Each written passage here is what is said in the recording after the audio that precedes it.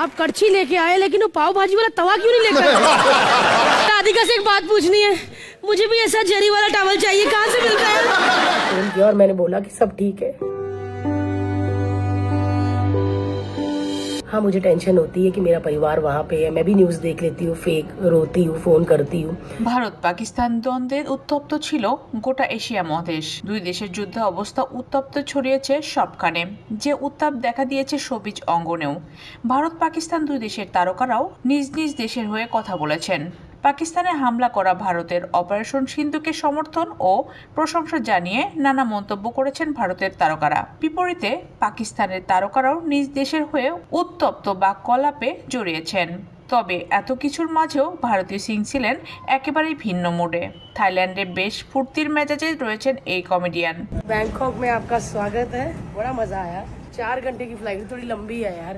যার ফলে ভক্তদের তোপের মুখেও পড়তে হয়েছে তাকে। সোশ্যাল মিডিয়ায় ভারতী সিং এর ভ্রমণের পোস্ট দেখে নেটিজেনরা আক্রমণ করতে শুরু করেন, দেশ বিরোধী বলে কটাক্ষ করেন ভারতীকে। আর এই ধরনের কটাক্ষে অবশেষে মুখ খুললেন এই কৌতুক শিল্পী। কাজের সুবাদেই এখন ব্যাংককে রয়েছেন তিনি। নিজের ইউটিউব চ্যানেলে বিষয়টি নিয়ে মুখ খুললেন ভারতী। জানালেন তিনি কোনোভাবেই ছুটি কাটাতে থাইল্যান্ডে যাননি, বরং বেশ কয়েক মাস আগে পরিকল্পিত একটি শুটিং এর কাজের সুবাদেই এখন ব্যাংককে রয়েছেন। तो बैंकॉक घूमने के लिए नहीं आई, शूट करने के लिए आए हैं। हमारा 10 दिन का यहाँ पे शूट है। 4-5 महीने पहले की कमिटमेंट थी, तैयारी चल रही थी। শিল্পীর কণ্ঠে স্পষ্ট আবেগ, চোখে জল। কঠিন সময়ে ভুল বোঝা হলে কেমন লাগে তা যেন বুঝিয়ে দিলেন মনের গভীর থেকে। ভারতী সিং বলেন, আমার পরিবার অমৃতসরে একদম নিরাপদে রয়েছেন। পরিবারের সদস্যদের সঙ্গে যতবার কথা বলছেন সবাই ভীষণ হাসি মুখে কথা বলছেন। फोन किया और मैंने बोला कि सब ठीक है।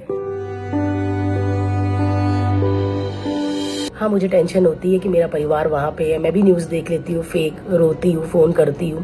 वहाँ पे प्रॉब्लम हो रही है, लेकिन सब लोग बहुत शांति से उसे हैंडल कर रहे हैं और मुझे मेरी कंट्री और मुझे मेरी सरकार पे बहुत भरोसा है। আমার থাইল্যান্ড সফর নিয়ে যাদের সমস্যা তাদের উদ্দেশ্যে বলছি, আমি ছুটি কাটাতে নয় বরং কাজের সূত্রে গিয়েছিলাম থাইল্যান্ডে। থাইল্যান্ডে আমার 10 দিনের শুটিং ছিল, যার পরিকল্পনা 3 থেকে 4 মাস আগেই হয়ে গিয়েছিল। শেষ মুহূর্তে শো বাতিল করলে সেটা আমার পেশাদারিত্বের পরিচয় দেওয়া হতো না। আবেগজড়িত কণ্ঠে ভারতীকে বলতে শোনা যায়, আমি সত্যিই খুব উদ্বিগ্ন থাকি, প্রচুর কাঁদি। অনেকে বলেছেন আমি আমার দেশ এবং পরিবারের কথা ভাবি না, এটা খুব কষ্ট দেয়। কিন্তু আমি একা না, আমার পরিবারেই বলছে তুমি কাজ করো, কারণ show must go on. Family और बाकी अमृतसर के लोग बहुत ज्यादा सही है और सेफ है। ভারতীয় শোবিজ অঙ্গনের জনপ্রিয় নাম ভারতী সিং। आप कड़छी लेके आए लेकिन वो पाव भाजी वाला तवा क्यों नहीं लेकर आए? राधिका से एक बात पूछनी है, मुझे भी ऐसा जरी वाला टॉवल चाहिए, कहाँ से मिलता है?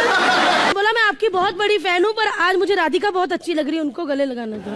ऐसे पेट ही স্ট্যান্ড আপ কমেডিয়ান হিসেবে ক্যারিয়ার শুরু করা ভারতীয় কমেডি সার্কাসের কল্যাণে জনপ্রিয়তা পান।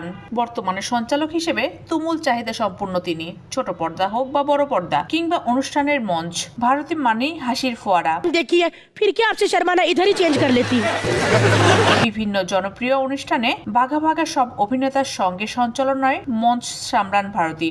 দেশ বিদেশে সমান তালে শো ও সঞ্চালনা করে যাচ্ছেন এই কৌতুক শিল্পী। ये बिस्तर क्या कहलाता है? सुहागरात सिमर का चुम चुम भाग्य। तुम्हें क्या लगता है बच्ची ने बड़ी मेहनत की है, पता है? पहले टीवी में आई, एंकर बनी, फिर फिल्मों में गई, है ना? इस बच्ची ने साबित कर दिया, मेहनत करो ना करो।